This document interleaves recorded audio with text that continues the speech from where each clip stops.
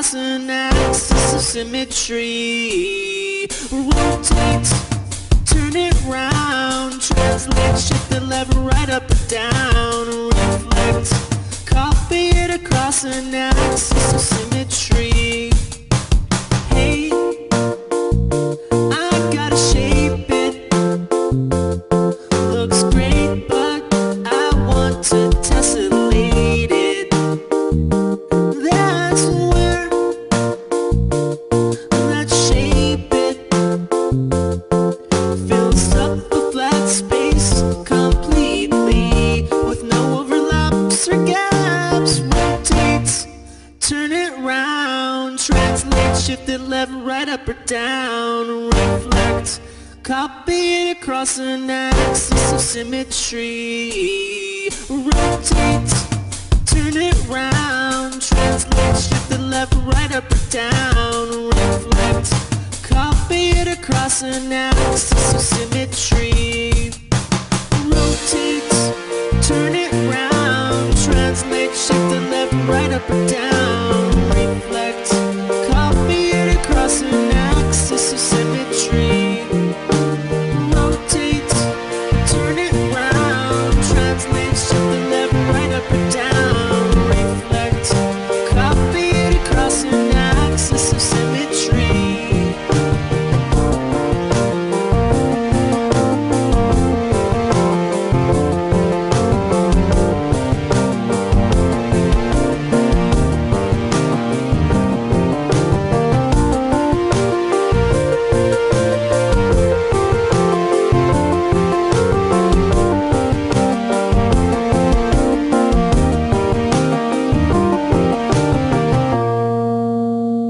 So in this next part of Chapter 9, Tessellations, our goal is to be able to identify tessellations. Remember that a tessellation is a repeating pattern of figures that completely covers a plane without gaps or overlaps. Think tiles on a floor. Maybe you even look down at the floor upon which you're sitting or standing and notice what kind of tessellation pattern that is. In our school building, do you see what kind of shape that is? Write it down, maybe in the margin or somewhere on your note sheet. This that you're looking at right here is another tile pattern. This is called a regular tessellation because it's made with regular hexagons. Do you see the hexagon in this picture? 1, 2, 3, 4, 5, 6. 6 sides that are all congruent and all the angles are congruent as well. So we have a regular hexagon. Notice in this tiled picture, there's no gaps anywhere and none of the hexagons overlap. I could trace an entire other hexagon and it would not overlap or leave a gap with the ones that are next to it. Now, how do I know if a figure can tessellate? Let's explore with angle measures why this regular hexagon will tessellate. So remember how we tell how many degrees the interior angle measure of any polygon has, any convex polygon.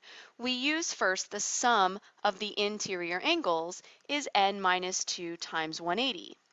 How many sides or angles does a hexagon have? Hex is like 6, right? 6 sides. So this one, 6 minus 2 times 180, or 720 degrees. Now that's the total, all of them added up together, but there are 6 of them that are all the same. So each one interior angle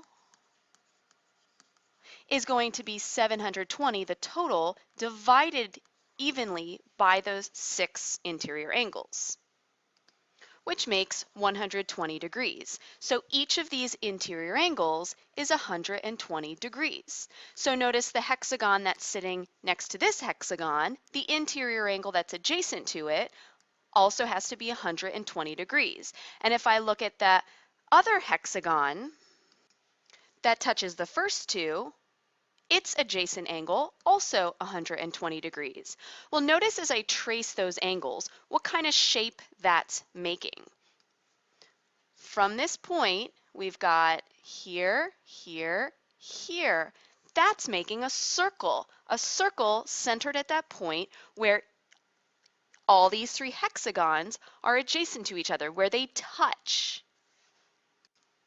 Well, what is 120, 120, 120 all put together? If we add those adjacent angles, it makes 360. Why? Because to go all the way around a circle is 360 degrees. So to know that our polygon will tessellate around any point where the three angles will meet each other, will be adjacent, has to make 360 degrees. Another way to think about that, 360, is it divisible by the interior angle measure of the regular hexagon, 120? Well, if we do 360 divided by 120, we get 3. Not 3 point something or a fraction, but exactly 3. That means I can put 3 of those interior angle hexagon angles adjacent to each other without any overlaps or gaps. So I know it will tessellate. It comes out evenly when I divide it into 360, the degree measure for making a circle. Let's look at some other regular polygons, like a regular pentagon. Will it tessellate? Well, I could take these regular pentagons and move them around and try to see if I can create that tiled floor kind of thing. And I'm trying to, but I don't really see how I can get that in there. Now, I've already done this earlier to show you, no, it just can't work no matter how I try to put them together. I can put some of them together such that they touch, but ultimately I can't really find a way to get them into each other or next to each other such that there's no gaps or overlaps. I could put this one on top, but that's overlapping, and that's not allowed in a tessellation. Well, let's look at those interior angle measures. Remember that it's a pentagon. Pentagon has 5 sides or 5 angles. So when I do 5 minus 2 times 180, or 3 times 180, I get 540. 540 is how much they all add up to. 540 divided by 5 is 108 degrees. So each one of these interior angles is 108 degrees. If I'm going to put them adjacent to each other in order to make a circle, I need it to be able to divide evenly into, how many degrees is a circle? 360. Does 360 divide evenly with 108 dividing into it? Well, let's grab our calculator and check it out. It does not. 3.3333, and it keeps going. That's not dividing evenly. Therefore, checking this mathematically, I see that the regular pentagon does not tessellate. No. We can also see it by playing with them. But how often do you actually have a bunch of pentagons laying around that you can play with? Let's look at triangles, squares, and octagons. Do they tessellate? Well, let's do the same thing that we did before. Check out according to the angle measures. Now, hopefully by now, we remember that the triangle, if it's regular, each of these angles is 60 degrees. So, 360 makes a circle. Divide it by 60. Does it go in evenly? Yes, it does. 6 times. That means I'm going to need 6 interior angles adjacent to each other. Let's try to do that and see if it will work. And there we have our visual of the regular triangle tessellating. In fact, there are 6 of them. 1, 2, 3, 4, 5, 6. 6 of those around this point in order to tessellate. How about a square? How much is each of these interior angles? 90 degrees. So take 360, divide it by 90. How much do we get? 4. So I can take 4 of these squares around one singular point, and I'm going to get a regular tessellation. 1, 2, 3, 4. What about the octagon? Well, first of all, do you remember how many degrees is one interior angle of a regular octagon? Yeah, I don't really either. So maybe we figure this out. We can do 8 minus 2 times 180. Octagon is 8. Octa, like octopus, n equals 8. Now you could be doing this along with me on your note sheet. Which of the following regular polygons will also tessellate? So we determined that a triangle will tessellate. Yes. Why? Because each interior angle measures 60 degrees, and 360 divided by 60 comes out to an even amount, 6. Square? Yes. Why? What did we do? 90 degrees was the interior angle, and 360 divided by 90 came out to 4. Pentagon? No. Why not?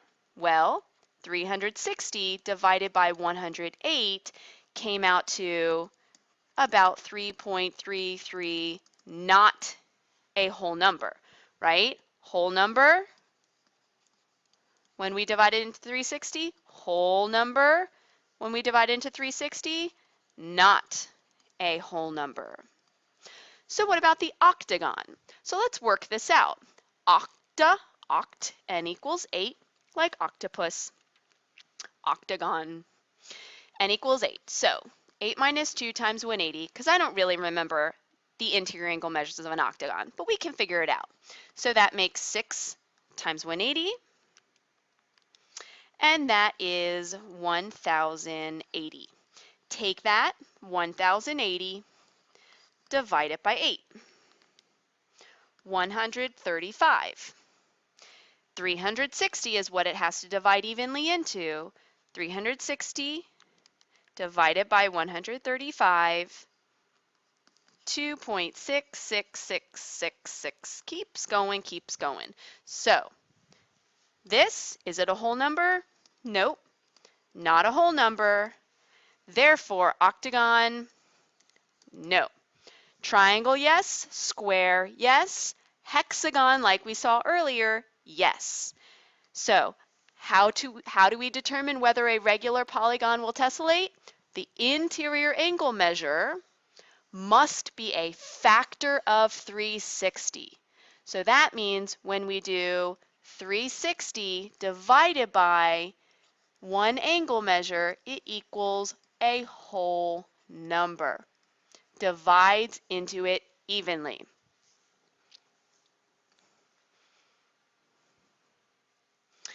Tessellations are also found in a variety of artwork. M.C. Escher is one of the most famous artists that used tessellations. Here's a couple examples. Can you identify the figure that's tessellated in the following images by M.C. Escher? What's this a picture of? Some of them are white and some of them are black, but it looks like this is a tessellation of birds. Notice that they've been rotated or reflected to make that tessellation of no gaps or overlaps.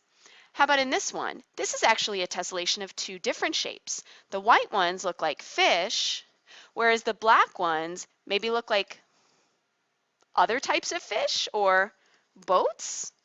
I don't know, but it is two different shapes. The point is, the tessellation is made up of shapes that don't overlap or leave any gaps. Let's look at an example like what you might see when you know what a tessellation is. Some of the angles are given for the fish-shaped polygon in this tessellation. What is the value of x? Well, the fact that it's a tessellation is very important because a tessellation is made from the same shape being repeated over and over in order to make that tiling shape. So if I see where the x is at this angle, it would be helpful to know how much the angle adjacent to it is. Why? Well, because those two angles that are adjacent to each other, they make up this straight line right here. And how many degrees is a straight line? 180 degrees. So if I know how much that angle is that's adjacent to the x, that will be helpful. Well, where is that angle? Right above the fish's eye. In this picture, right above the fish's eye is the 150-degree angle. So that means this angle has to be 150 degrees. So 180 minus that 150-degree angle is 30 degrees. X is 30. And there we used a tessellation to solve that problem. Fantastic. Can you describe a tessellation that you have seen? What shape or shapes create that tessellation? Is it regular? Maybe look around and see if you see any from the point of where you're sitting. See you soon.